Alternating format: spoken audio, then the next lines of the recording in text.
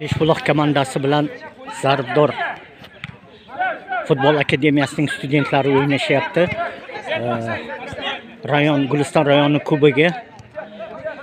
Hozir bizning komanda 3-0 ga yutqizyapti.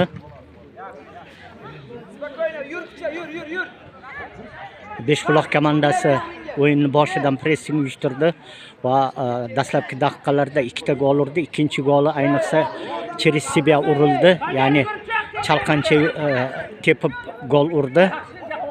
Hozir Sanjar outga chiqarib yubordi. Bizning futbolchilarimizning debyuti, birinchi o'ynashi 14, 15, 16 yoshli futbolchilarimiz. Beshbuloq komandasining futbolchilari ko'pdan beri futbol o'ynab yurgan tajribali futbolchilar. Hozir hakam to'pni bu tarafdan deydi. Ya'ni bizni komanda tepadi dedi.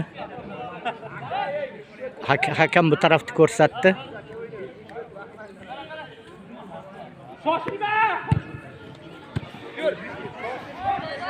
Noto'g'ri pas berildi, to'p tashqariga chiqib ketdi.